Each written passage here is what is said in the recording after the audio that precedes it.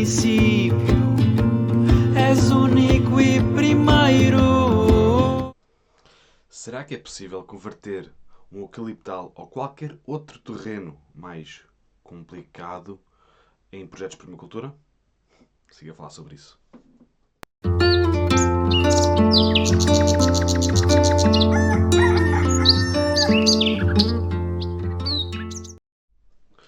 Bom dia, malta. Bom dia a mais um podcast Desperta-te. Espero que vocês estejam bem. Daqui fala o Pipo do Projeto Liberta-te e hoje vamos começar a nossa manhã em direto.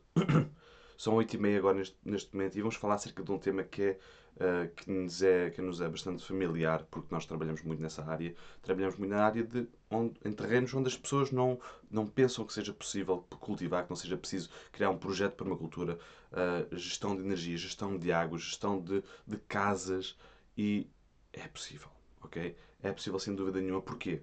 Porque no início da sucessão natural existem sempre pedras. Quer dizer que o processo que nos leva desde pedras até sol, até um sítio auspício para nós podermos criarmos o nosso projeto, não acontece de um dia para o outro. Bom dia, Paula. Bom dia a todos. Bom dia, Ana Cristina. Bom dia a todos.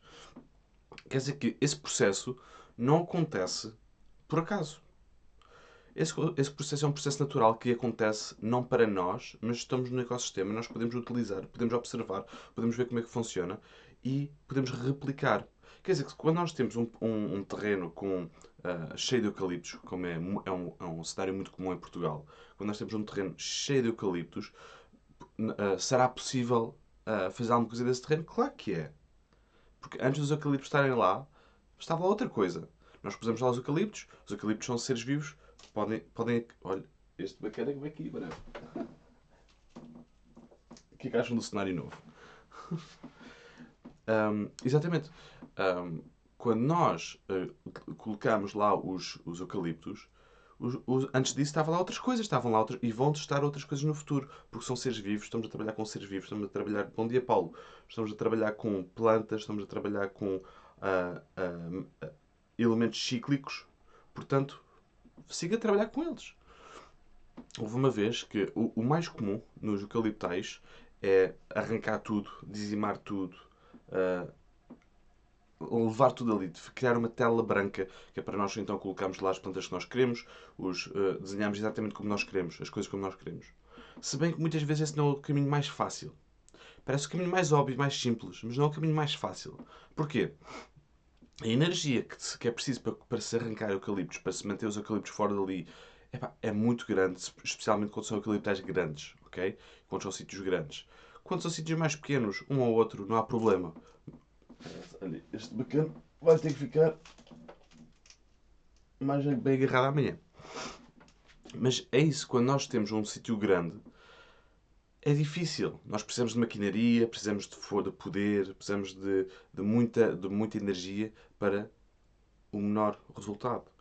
Qual é o resultado que nós queremos? Nós queremos poder cultivar, criar o nosso espaço com árvores e com plantas e com as casas que nós queremos e com a energia, com os sistemas energéticos que nós queremos. Criar um design sustentável para humanos. Quer dizer que quando nós temos quando nós temos que arrancar tudo, temos que usar muita dessa energia, incluindo dinheiro, para conseguir remover isso tudo. Nós já fizemos projetos em terrenos em que eram eucaliptos, era só um eucalipto ainda. Já fizemos projetos num terreno onde foi tudo dizimado, tinha sido tudo dizimado. E digo-vos, é muito mais simples criar um projeto saudável e acelerar esse processo quando nós começamos com os eucaliptos lá. Porquê? Porque nós podemos escolher quais eucaliptos nós queremos tirar. E passo já a explicar como é que a gente faz isso. Bom dia Maria, bom dia João. Quem é esse senhor da parede? Esse senhor da parede é o bonequinho que me acompanha sempre. Já desde puto. Mas agora decidi envolvê-lo aqui no podcast. Para ele ter um espacinho aqui também. Mas imagine que tem um terreno cheio de eucaliptos, não é? Que é o caso. Ah, é o tema deste podcast. Este senhor da parede vai breve sair, mas pronto. Vocês podem então escolher que árvores querem cortar, que árvores não querem cortar, que árvores querem utilizar para biomassa. Por exemplo, um terreno que foi ardido há pouco tempo. É um cenário tão comum. Um eucaliptal que sobreviveu a um incêndio. ou um eucaliptal que levou com um incêndio. Também pode ser. Podemos cortar as árvores e deixá-las em curva de nível. E já vou explicar o que é a curva de nível. Podemos deixá-las em curva de nível para que todos os sedimentos que sejam levados, erudidos pela água, não vão parar ao rio. Não é? Não vão parar à base. Fiquem seguros, que sejam seguros pelos troncos queimados dos eucaliptos. Estamos basicamente a criar camas elevadas, ok? Com os eucaliptos, em curva de nível. O que é isto da curva de nível? A curva de nível é uma linha de pontos à mesma cota. Portanto, se temos o desnível de A a B, de cima a baixo, nós, na perpendicular, nós temos uma linha que... Deixa-me só segurar aqui este bacana outra vez. Bem, tenho que segurar isto tudo.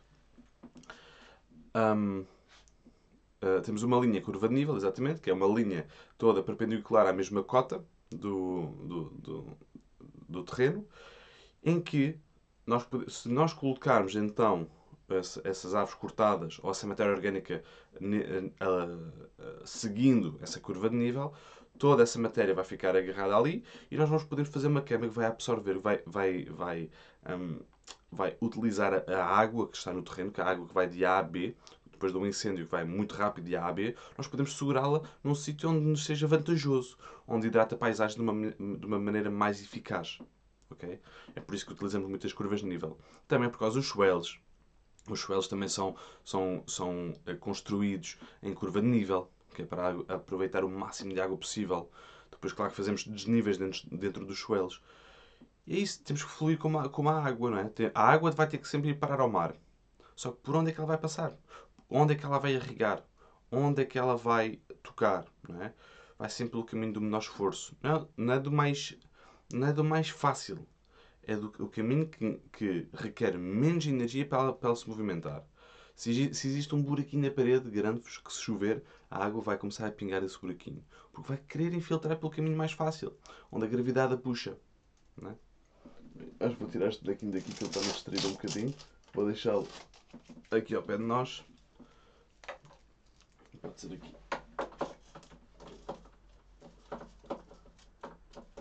Vira para a parede porque ele se portou mal. Mas é isso, malta. A partir do momento em que nós começamos a fazer um projeto para um eucaliptal, ou seja, para um terreno cheio de pedra, ou cheio de tojos, ou seja o que for seja o que for a planta, ou cheio de silvas, seja o que for a planta que vocês tenham no vosso terreno, é possível fazer um projeto, é possível sempre, ainda não apanhei um projeto que seja impossível, até uma pedreira, ok? Eu conheço um senhor, Peter Zinn, que me ensinou muita coisa, em que ele regenerou uma pedreira com robinhas pseudo-acácias. Que é supostamente uma árvore infestante, não é? Vamos dizer assim. Que eu não acredito nisso.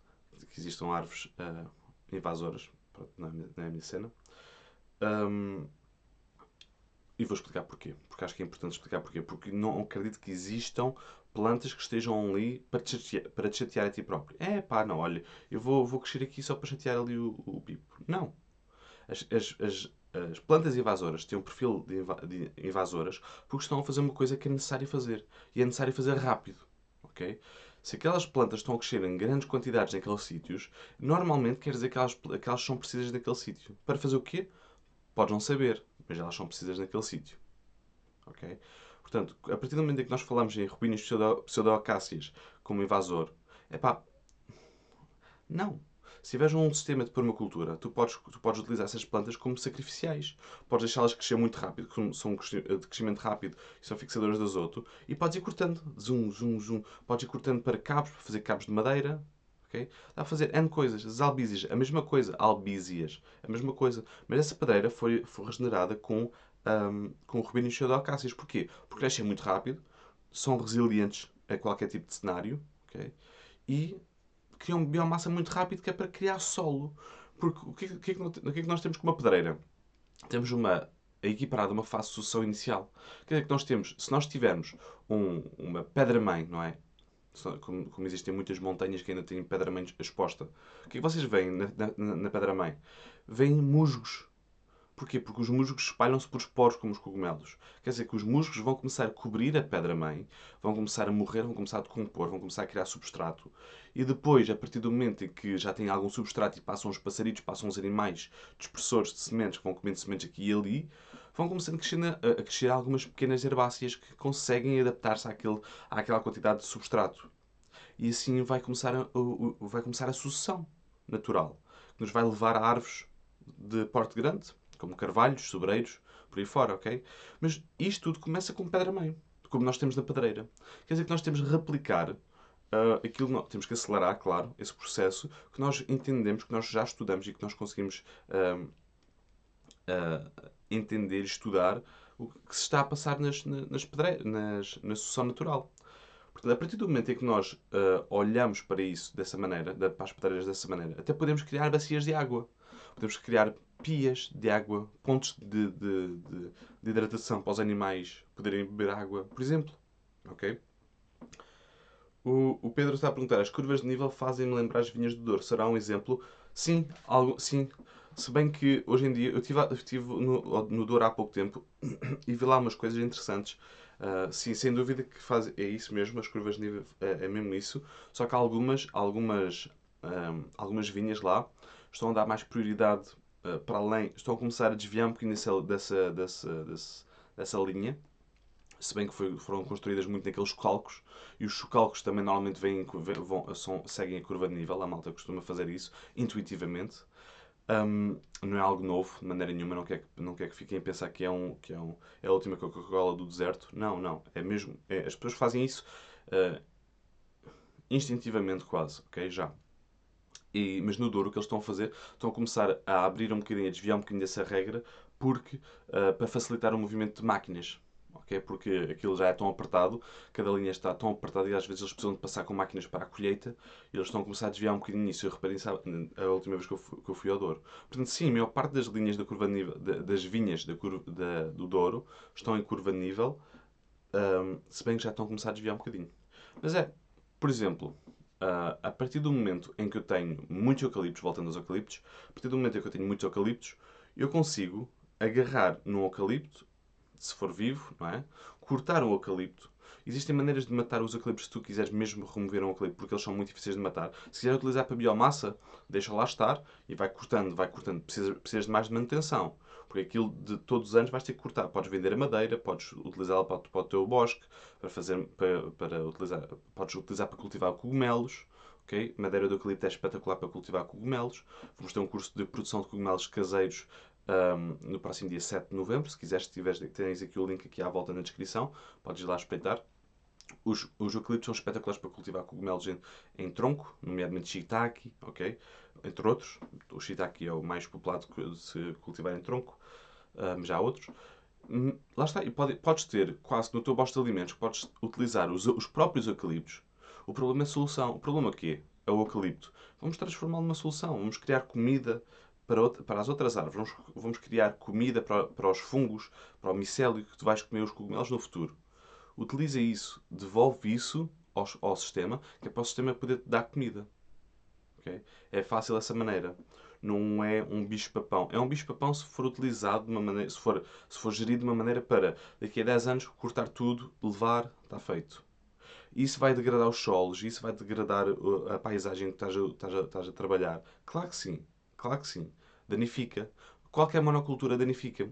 Não só pelo consumo dos nutrientes específicos para aquela planta, mas como pela falta de biodiversidade. Biodiversidade, digo o quê? É pá, só há eucaliptos, só há um tipo de espécies de animais e de insetos que vão estar ali. Todas as outras espécies de insetos que poderiam estar ali por estar ali um carvalho, por estar ali um madronheiro, por estar ali um tojo, não vão estar ali porque não é propício a eles. Quer dizer que não é benéfico para o nosso sistema. Temos apenas um sistema monocultural. E é por isso, é mais fácil, porque tu podes colocar todas as tuas plantas, imagina que queres fazer uma produção de abacate, vou limpar um espaço inteiro, 1 hectare inteiro, 2 hectares, 30 hectares, vou plantar abacates com força e é só ir lá uma vez por ano e colher.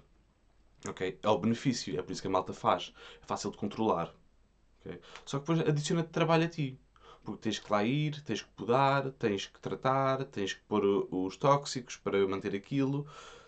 E esses tóxicos vão matar a vida que está no solo, depois a árvore começa a morrer, porque não há vida, e tu pensas que não há nutrição, vais colocar lá nutrição tóxica também, que acaba por dar cabo do resto do sistema natural que já lá estava.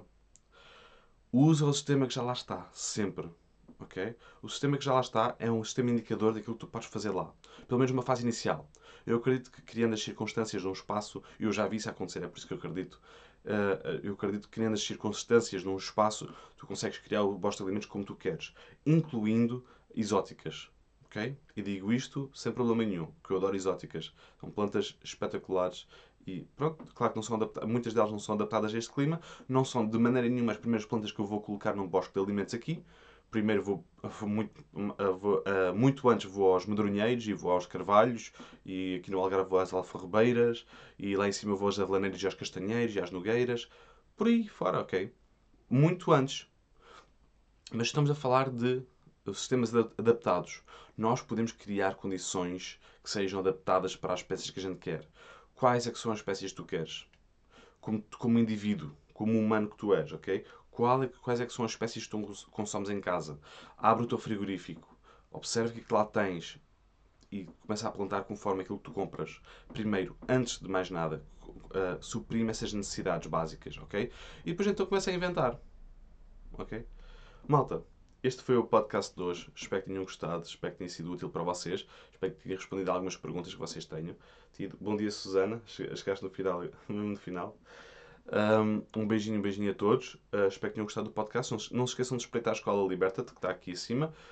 Podem ver os outros episódios todos deste podcast também no link que está aí em cima. Podem ter acesso a uma caneca destas se quiserem também aí em cima, é como quiserem, ficar à disposição de todos, sem problema nenhum. Um grande beijinho, um grande abraço. Espero que tenham gostado deste episódio. E não te esqueças que a liberdade é apenas a oportunidade de seres e fazeres algo melhor. Liberta-te.